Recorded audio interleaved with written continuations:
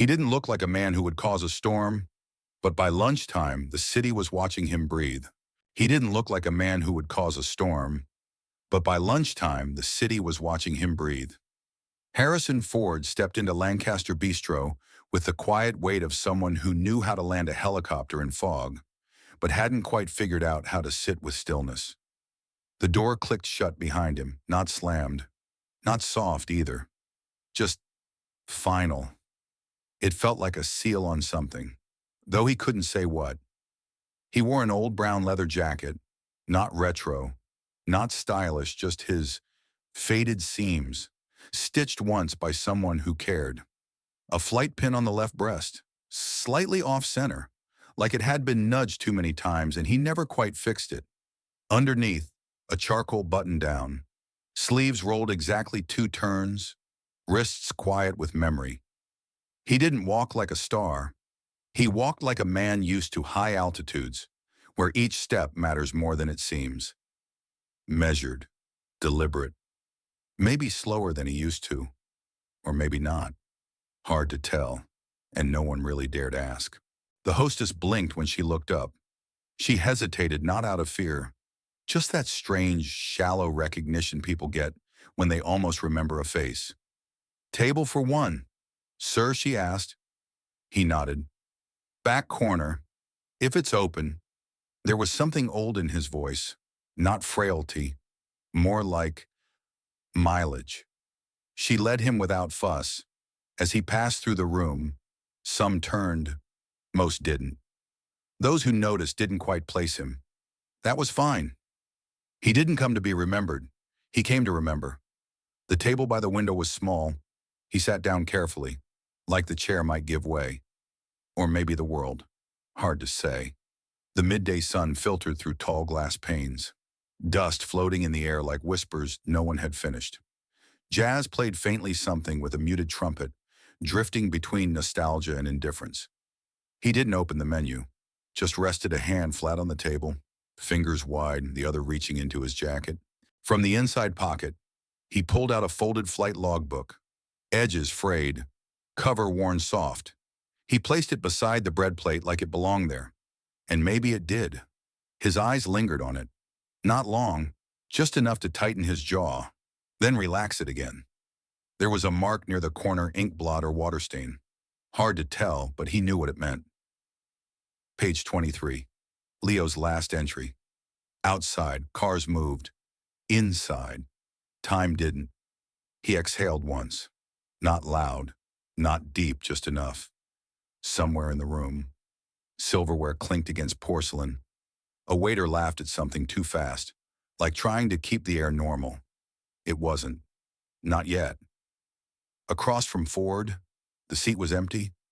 But for a flicker, just a flicker, he saw someone there. A boy, maybe 17, looking back, then gone. Ford didn't flinch, just reached up, adjusted the flight pin on his jacket. It stayed crooked. He left it that way. Before we dive in, let us know where you're watching from today. And if you like this story, don't forget to subscribe.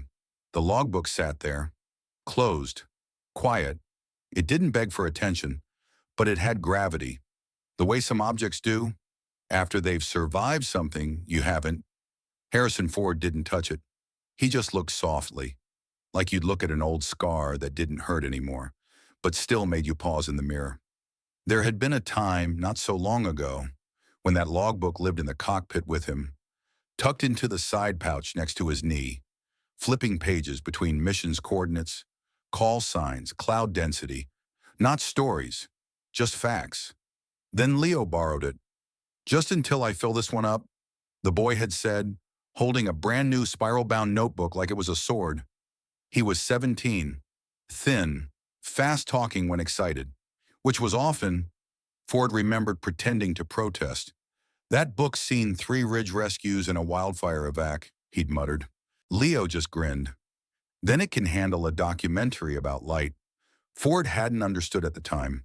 The boy wanted to film sunlight, not events, not interviews, just light through trees, across dashboards, bouncing off lakes. "I want to show how it moves," Leo said once. Like, even when nobody's noticing, it's still trying. Ford hadn't answered then. He wasn't sure how. He just nodded and turned back to the checklist. That was their dynamic. Leo spoke in metaphors.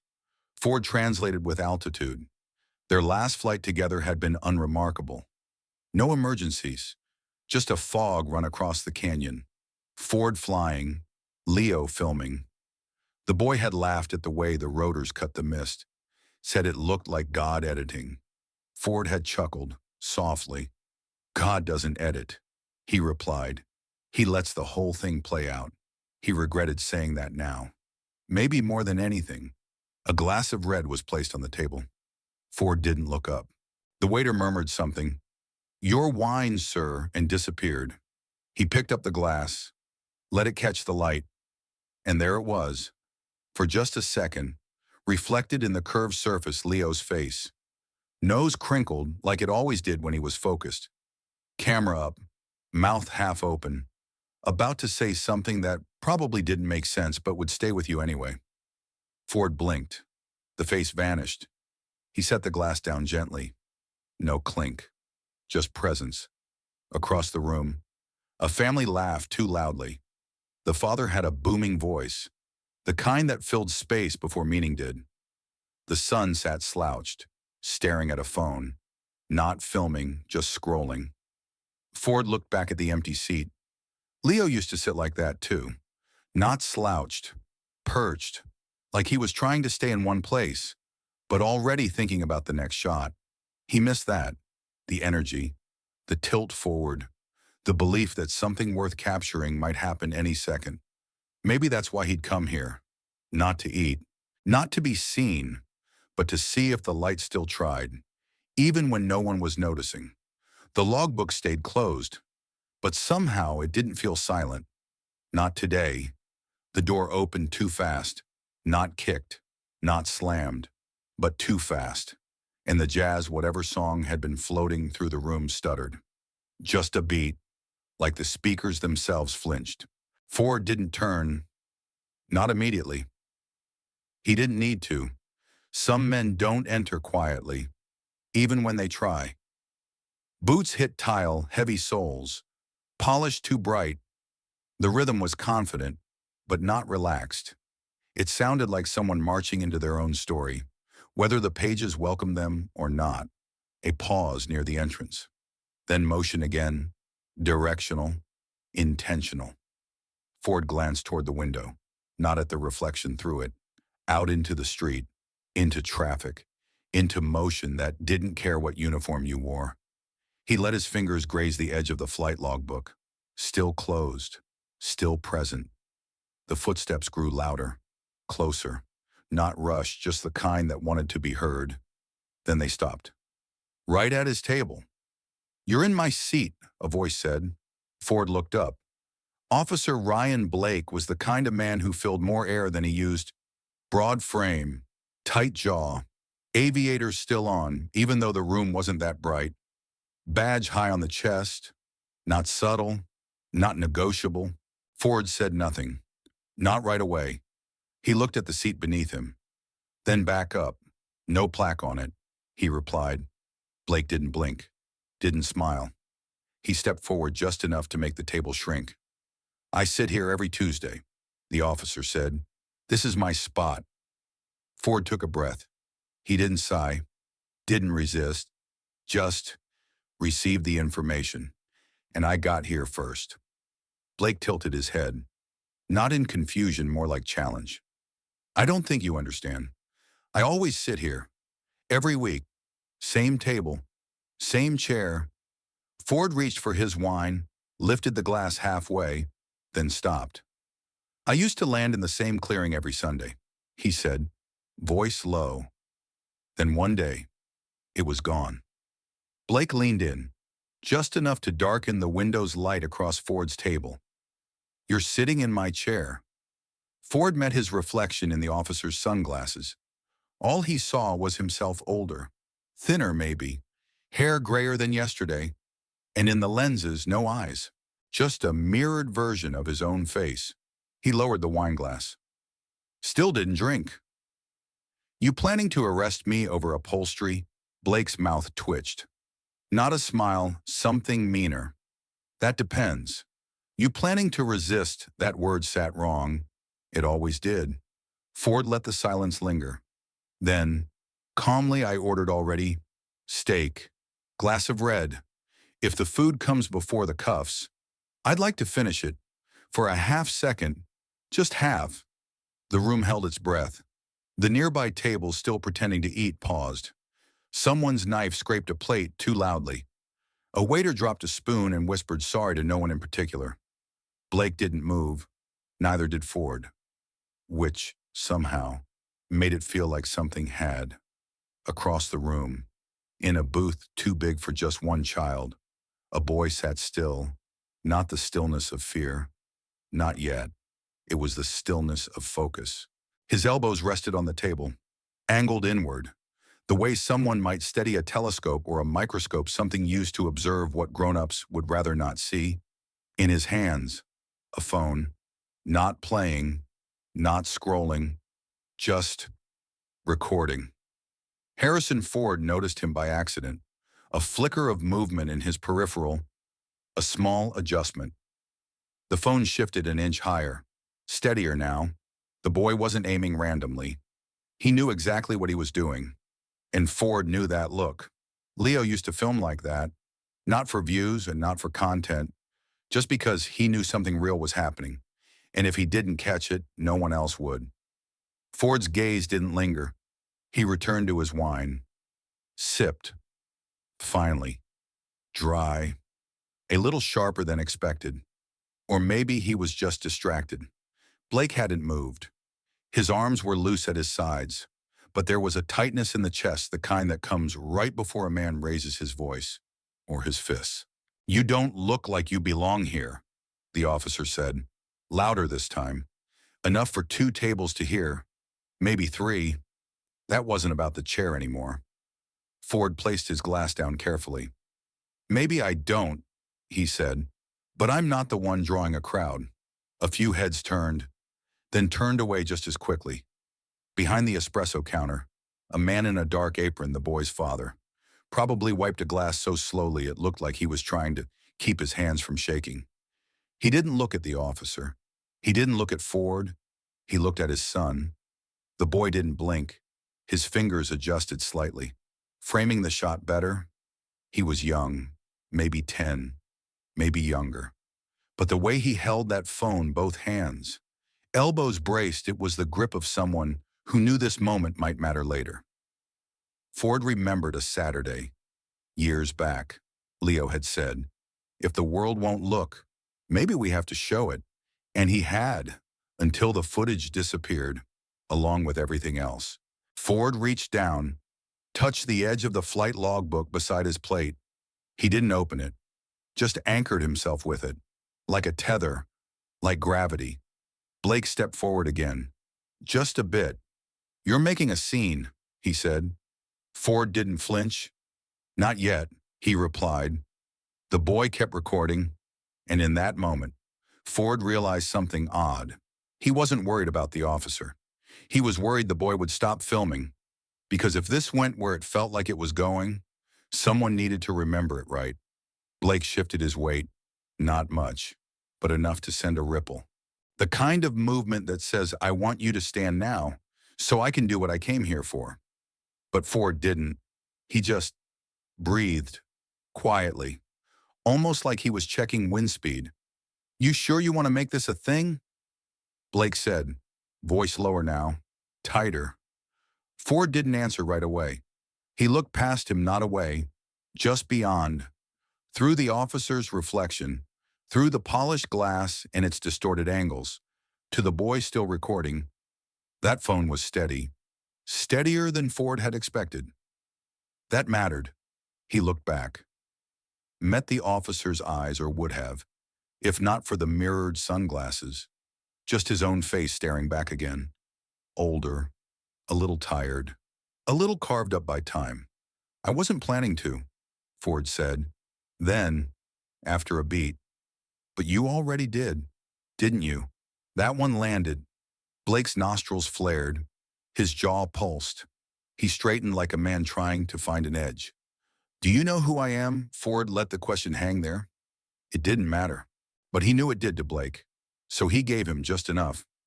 You're the guy with a badge. Who wants the world to bow before the badge? A pause. Then Blake scoffed. Name's Ryan Blake. I work downtown. Ford nodded once.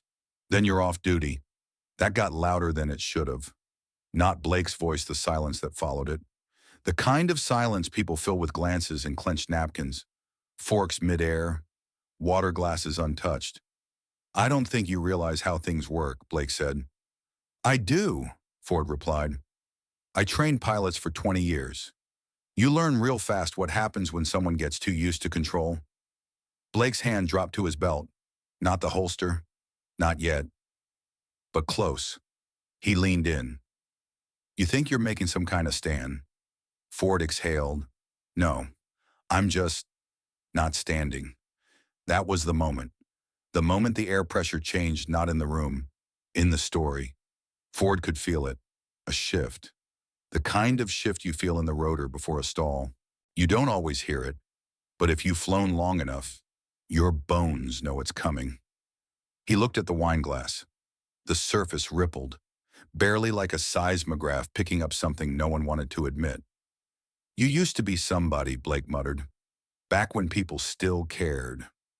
Ford looked up slowly. His voice came out even. Not bitter, not proud. I've flown men out of fires, off cliffs, through winds so rough it bent steel. I've buried 2 of them. A pause. Leo wasn't one of them. That name wasn't for Blake. It was for the logbook, and maybe for the boy with the camera. Blake's fingers hovered near his belt, not quite touching the holster, but flirting with it. It wasn't readiness, it was theater. The kind meant for an audience. The kind meant to make someone move first. So you could say you had to respond. Ford didn't move. He simply shifted his eyes. To the boy. The phone was still up, still steady, no shaking now. Just unwavering attention, like the camera itself was holding its breath. You think being quiet makes you noble, Blake said. Makes you right. Ford didn't respond. Not right away. He stared at the boy a moment longer, then let his voice return softer than before. No, but it makes the noise easier to recognize. Blake's mouth twitched. Confusion. Just for a second. Then the tension snapped back in. You trying to provoke me? He asked. Ford didn't look at him. Instead, his hand moved slow, deliberate toward the phone resting beside the logbook. No sudden motion, just gravity and decision. His thumb tapped the screen once. A soft chime. That was it. To the diners. It might have seemed like nothing. Maybe he got a text. Maybe he was turning off his ringer. But miles away, in a locked room beneath LAPD headquarters, a silent protocol lit up. Code silent, H, Ford, active, a system no one used unless they had to. Unless they believed the next 5 seconds could go very wrong. Inside the bistro, the jazz had stopped again. No one had noticed exactly when. The pianist's fingers now hovered above the keys like they were afraid to land. Blake didn't notice the tap. Or maybe he did, but his attention had tunneled. The kind of tunnel that forms when a man refuses to admit he's already lost control. You think this makes you brave? He said. Sitting here, hoping someone else steps in. Ford didn't flinch. You already made it too late for someone else, he said. You brought the moment. I'm just still in it. That was the real crack. Blake's jaw clenched. His breath quickened, chest rising a little faster than it should. His eyes darted, once toward the diners, then back to Ford. You think you're still someone, he said, still a hero. Ford tilted his head, not in challenge, more like observation. I don't think anything, he said. I just don't leave when someone else is about to get hurt. There it was again, the flicker. In the officer's hands, a twitch, control bleeding at the edges. Ford's hand returned to the table. It rested near the logbook again. The cover was still shut, but something about it looked heavier now, like the silence inside had started vibrating. From somewhere behind the espresso bar, a voice whispered, a father's voice. "Ryan, there's a kid watching." Blake turned, and the camera didn't move. The room had stopped pretending. No more background chatter. No more silverware clinking politely against porcelain. Even the air felt stiller, somehow denser, like the ceiling had lowered, just slightly, and no one was sure how much room they had left to breathe. Blake's hand dropped. Fast. Clean. The leather of his holster gave a faint creak, like it didn't want to cooperate. Then came the scrape metal on leather. The gun was out. Someone near the kitchen gasped. Not loud, but sharp. A chair scuffed. Another fell. And still Ford didn't move. Blake stood over him now, the pistol trained chest high. Both hands on the grip, stance solid. Except the barrel trembled, just a little, enough that anyone looking closely would notice. Ford didn't blink. He just looked at the weapon. Not afraid, not defiant, just there. "You sure about this?" he asked. His voice didn't rise. No anger, no fear. Just the low calm of a man who'd once flown evac missions through electrical storms, where panic kills faster than fire. Blake's knuckles whitened, his face flushed. "Get up," he barked. "Now." Ford didn't. He looked at the boy. The phone was still up, still recording, behind him. The boy's father, hand still hidden in the dish towel, murmured something that sounded like a prayer or a warning. It was hard to tell, but his eyes were fixed on the gun. Not Ford, not Blake, just the gun. "You think you're untouchable," Blake hissed. "You think you just get to walk in here and pretend you're still someone." Ford's gaze didn't waver. "I didn't pretend anything," he said. "You did that for me." The tremor in the barrel grew more visible. Not shaking, but uncertain. The kind of uncertainty that wears the face of rage when it doesn't want to be seen. Ford's thumb tapped once more on the table. Not the phone, just the wood. A soundless metronome. A reminder to breathe. "You think this ends well for you?" Blake's voice cracked. "You're just a washed-up actor with a name no one says anymore." Ford let that one sit. Let it stretch across the table. Then, quietly, "My son was 16 when they told me he fit the description." Blake froze. Ford continued. "He was walking home, camera across his chest, filming reflections in puddles." A pause. "They said he ran. Said he reached for something. Said they had no choice." His voice didn't crack, but it thinned, like it was carrying weight. "I never got the footage back," Ford said, "because the footage didn't make it. And suddenly the room wasn't quiet because of the gun. It was quiet because of that. Every table, every chair, every breath held like it might shatter something fragile. The boy's elbows never shifted, and the camera stayed steady. The sirens arrived late. Not because they were slow, just because silence moves faster. They started as a faint echo, distant, layered, one after the other, growing, folding into each other like low thunder before the rain. Blake heard them. Everyone did, but he didn't lower the weapon. Ford didn't move.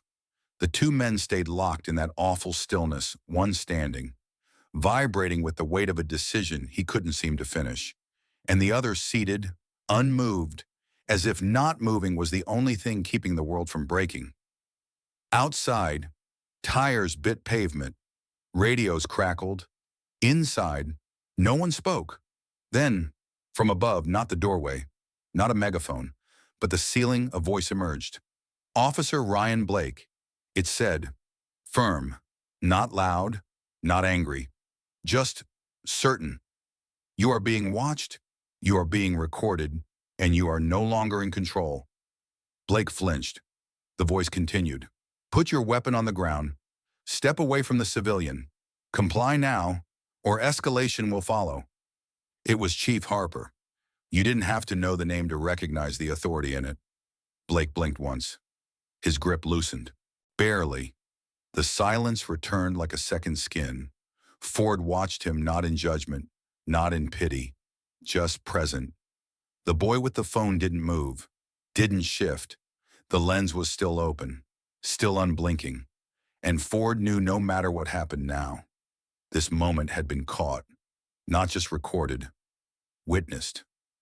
Blake's breathing grew louder than the room. His hand twitched, then dropped half an inch. Another. Then the gun lowered, slow, reluctant, but real. He crouched, maybe to buy time, maybe to stall, and placed the weapon on the floor like it burned to hold. It clicked against the tile once, rolled slightly, and came to a stop with the muzzle pointed away. The entire room seemed to inhale. Chief Harper entered seconds later. No dramatics, just a man walking with the kind of tired authority that comes from seeing too much. His eyes went straight to Blake.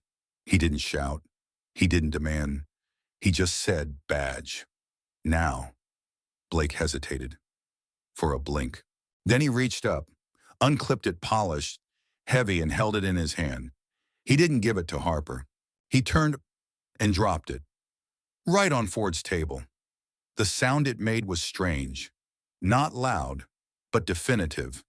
A metallic period at the end of a very long sentence. The badge landed beside the flight logbook. Two emblems. Two stories. One about power, the other about memory. Ford didn't touch either. He just looked at them. Then, softly, almost to himself, he said, "You cracked yourself trying to move me." The badge stayed where it landed. Nobody touched it. Not Harper. Not Blake. Not the servers peeking out from behind the espresso bar.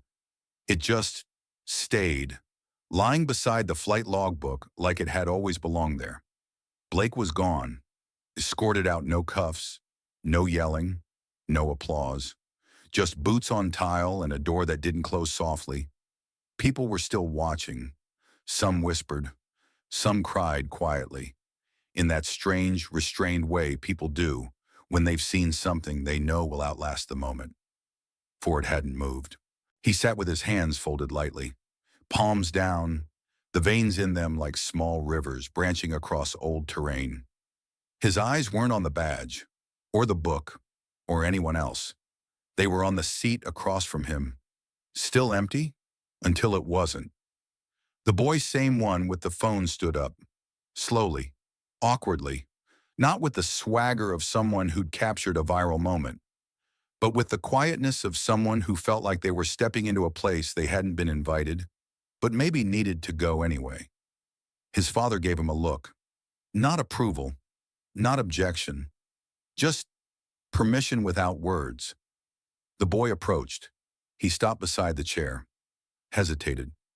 "Can I sit?" Ford looked at him, really looked. He didn't ask his name, didn't ask why. He just gave a small nod. The boy slid into the seat, and for the first time that afternoon, the table felt complete. The boy didn't speak right away. He looked at the logbook, then at the badge, then back at Ford's face. "My dad said you used to be in movies." He said. Ford almost smiled. Just a flicker. "Still am. Sometimes." The boy squinted. Was this one? Ford shook his head. Not this. A silence settled between them, but not the tense kind.